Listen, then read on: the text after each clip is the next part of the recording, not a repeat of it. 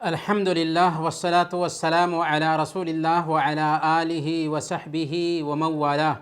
محترم بزرگوں، بھائیوں اور پردہ نشین ماؤں اور بہنوں، السلام علیکم ورحمۃ اللہ وبرکاتہ۔ ایک آدمی بحیثیت باپ اپنے گھر کو تباہی سے کیسے بچائے؟ باپ گھر کا سرپرست ہوتا ہے، اس کی ذمہ داری سب سے زیادہ ہوتی ہے۔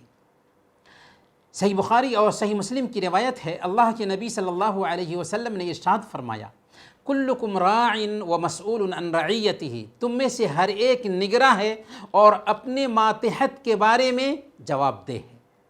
فالامام راع وهو مسئول عن رعیتہ، امام نگراں ہے اور اپنی رعایا کے بارے میں جواب دہ ہے۔ والرجل فی اہلہ راع وهو مسئول عن رعیتہ، اور ایک مرد اپنے گھر والوں کا نگراں ہے اور اپنے ماتحت کے بارے میں وہ جواب دہ ہے۔ والمرأة فی بیت زوجہا راعیۃ وہی مسئولۃ عن رعیتہا، اور ایک عورت اپنے شوہر کے گھر کی نگراں ہے اور اپنے ماتحت کے بارے میں جواب دہ ہے۔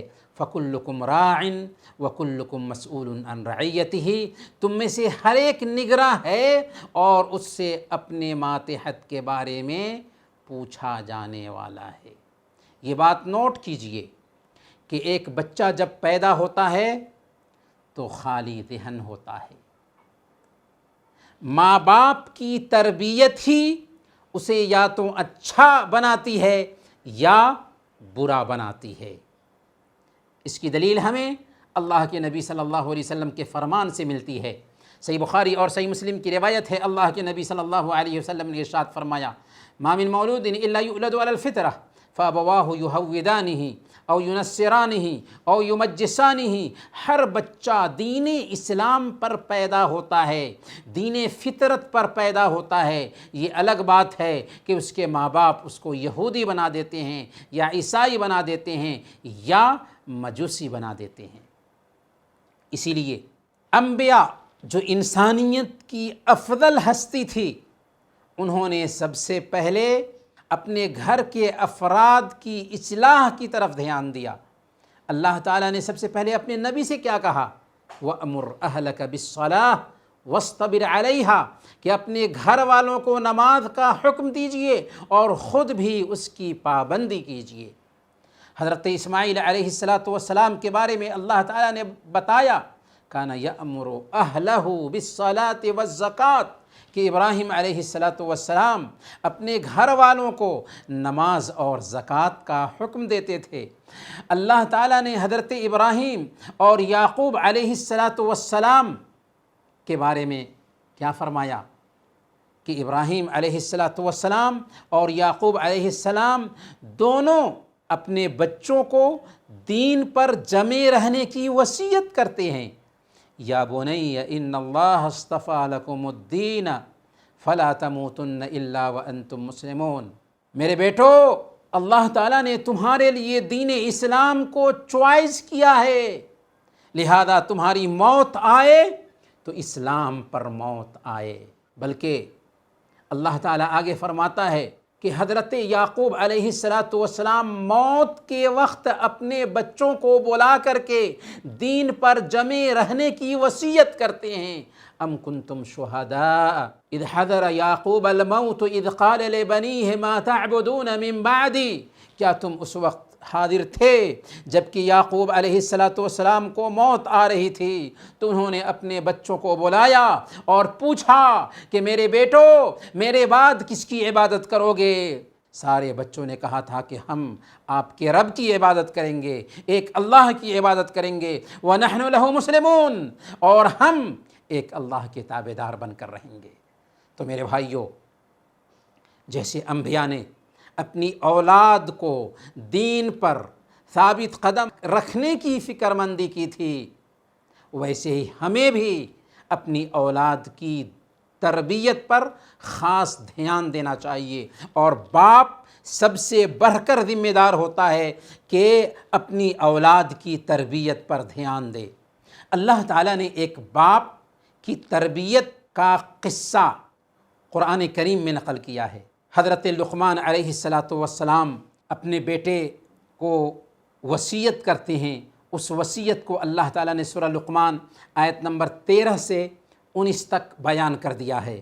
اگر اس وصیت پہ غور کر لیں تو گھر کو تباہی سے بچانے میں یہی نصیحت بہت ہی معاون اور کارآمد ثابت ہوگی۔ اس نصیحت میں حضرت لقمان علیہ السلام سب سے پہلے کیا کہتے ہیں اپنے بیٹے کو؟ یا بنی لا تشرک باللہ ان الشرک لظلم عظیم، بیٹا اللہ کے ساتھ کسی دوسرے کو شریک مت ٹھہرانا، بیٹا ایک اللہ کی عبادت کرنا، جس اللہ نے تمہیں پیدا کیا ہے، تمہارے آبا و اجداد کو پیدا کیا ہے، اس لیے اسی کے سامنے تمہاری پیشانی جھکنی چاہیے، اور اللہ کی عبادت میں کسی دوسرے کو شریک مت ٹھہرانا، کیونکہ شرک سب سے بڑا ظلم ہے۔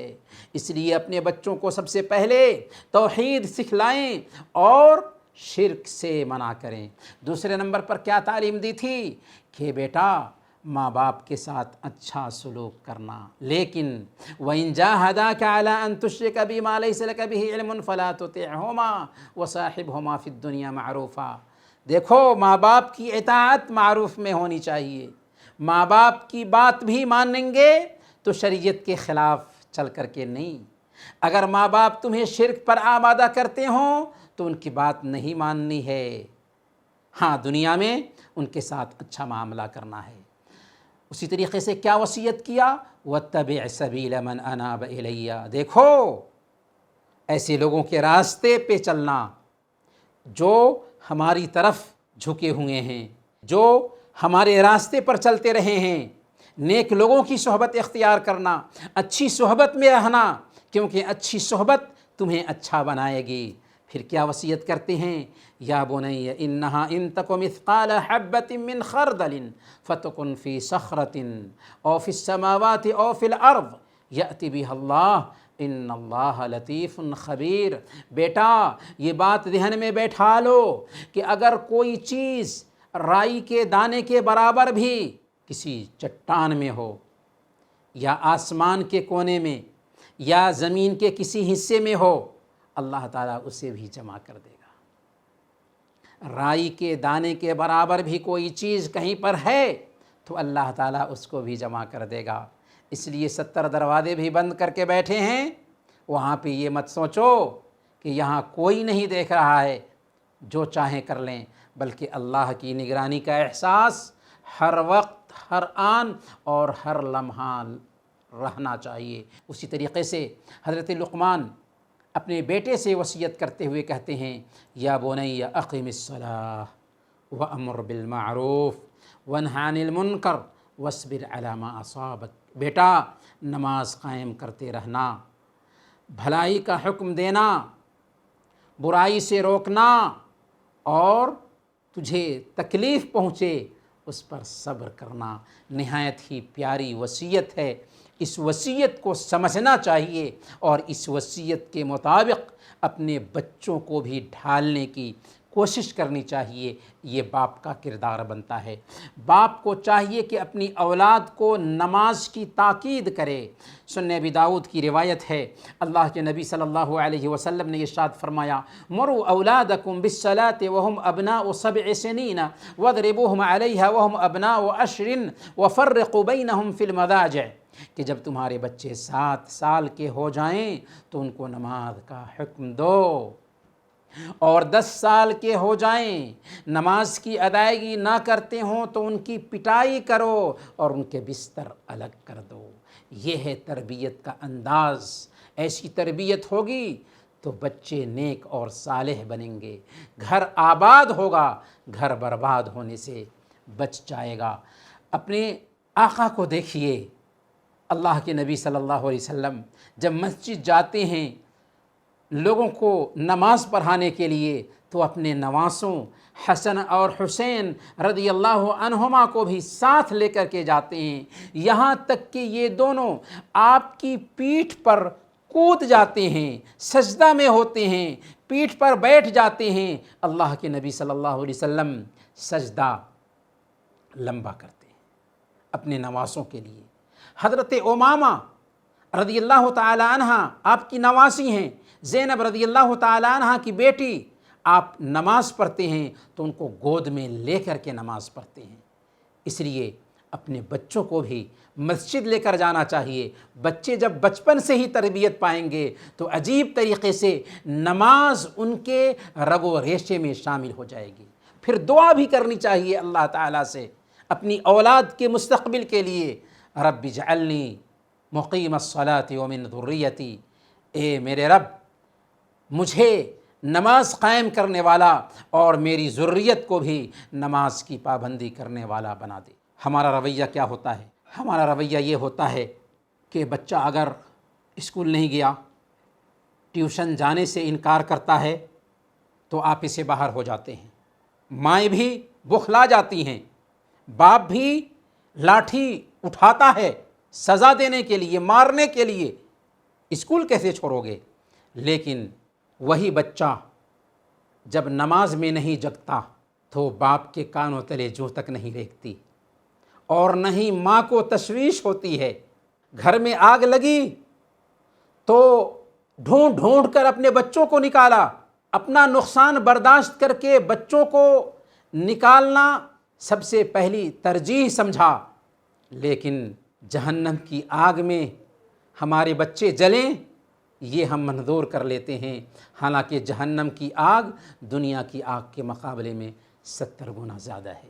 باپ کو چاہیے کہ اپنے بچوں کو حلال اور حرام کی تمیز بھی سکھائیں۔ صحیح بخاری کی روایت ہے، حضرت حسن رضی اللہ تعالیٰ عنہ ایک دن کھجور جو صدقے کی تھی، ایک کھجور اٹھاتے ہیں اور منہ میں ڈال لیتے ہیں۔ چھوٹا بچہ ہے، اس کا مواخذہ بھی نہیں ہوگا اگر کھا لیتا تو، لیکن پھر بھی اللہ کے نبی صلی اللہ علیہ وسلم بچے سے کہتے ہیں کہ اسے نکال دو، اسے نکال دو، کیا تمہیں پتہ نہیں کہ آل محمد پر صدقہ حرام ہے؟ اور حلق میں انگلی ڈال کر اسے نکال دیتے ہیں۔ یہ تربیت کا انداز ہے۔ صحیح بخاری کی روایت ہے، ایک دن اللہ کے نبی صلی اللہ علیہ وسلم فاطمہ رضی اللہ تعالی عنہ جو آپ کی چہیتی بیٹی ہیں، لاڈلی بیٹی ہیں، ان کے گھر جاتے ہیں، دروازے پر پردہ دیکھا، کیا کہتے ہیں؟ بھلا ہم لوگوں کو آرائش سے کیا مطلب؟ بھلا ہم لوگوں کو آرائش سے کیا مطلب؟ زہد سکھاتے ہیں اپنی بیٹی کو۔ یہ ہے تربیت کا انداز۔ صحیح بخاری کی روایت ہے، ایک بار حضرت فاطمہ رضی اللہ تعالی عنہ اللہ کے نبی صلی اللہ علیہ وسلم کے پاس آتی ہیں کہ گھر کا کام کاج کرتے کرتے تھک جاتی تھیں، تو کوئی غلام وغیرہ مل جائے تو اس کے ذریعہ کچھ آرام ملے گا۔ اللہ کے نبی صلی اللہ علیہ وسلم گھر پر نہیں تھے، عائشہ رضی اللہ تعالی عنہا سے اپنی مراد سنا دیتی ہیں۔ جب اللہ کے نبی صلی اللہ علیہ وسلم گھر پر آتے ہیں تو فاطمہ رضی اللہ تعالی عنہا نے جو کچھ کہا تھا، حضرت عائشہ صدیقہ رضی اللہ تعالی عنہا نے اللہ کے نبی صلی اللہ علیہ وسلم کے گوش گدار کر دیا۔ اللہ کے نبی صلی اللہ علیہ وسلم اپنی بیٹی کے گھر آتے ہیں، حضرت علی اور فاطمہ رضی اللہ عنہما سونے کے لیے بیڈ پر جا چکے تھے، دونوں کے بیچ بیٹھتے ہیں اور کہتے ہیں کہ کیا ہم تم دونوں کو ایسا عمل نہ بتائیں جو تم دونوں کے لیے خادم سے بہتر ہوگا؟ سونے لگو تو 33 مرتبہ سبحان اللہ، 33 مرتبہ الحمدللہ اور 34 مرتبہ اللہ اکبر کہہ لو، خیر لکما من خادم، یہ تمہارے لیے خادم سے بہتر ہوگا۔ باپ ہو تو ایسا ہو۔ صحیح بخاری اور صحیح مسلم ہی کی روایت ہے، عمر بن ابی سلمہ رضی اللہ تعالی عنہ کہتے ہیں کہ میں بچہ تھا، اللہ کے نبی صلی اللہ علیہ وسلم کی پرورش میں تھا۔ ایک دن کھانے کے دوران میرا ہاتھ پلیٹ میں ادھر ادھر گھوم رہا تھا، اللہ کے نبی صلی اللہ علیہ وسلم نے فرمایا، یا غلام سم اللہ وکل بیمینک وکل مما یلیک، کہ بچے بسم اللہ پڑھو، دائیں ہاتھ سے کھاؤ اور اپنے سامنے سے کھاؤ۔ حضرت عمر بن ابی سلمہ رضی اللہ تعالی عنہ کہتے ہیں کہ اس کے بعد ہمیشہ میں آپ صلی اللہ علیہ وسلم کی اس نصیحت کے مطابق ہی کھاتا رہا۔ تو باپ سب سے زیادہ اس بات کا ذمہ دار ہے کہ وہ اپنے گھر کے افراد کی تربیت پر دھیان دے۔ یہ کچھ باتیں تھیں۔ اللہ تعالیٰ سے ہم دعا کرتے ہیں کہ اللہ تعالیٰ ہمارے سماج کو مثالی سماج بنا دے اور ہمارا گھر جنت نظیر بن جائے۔ آمین۔ وصلی اللہم علی نبینا محمد وعلی آلہ وصحبہ اجمعین۔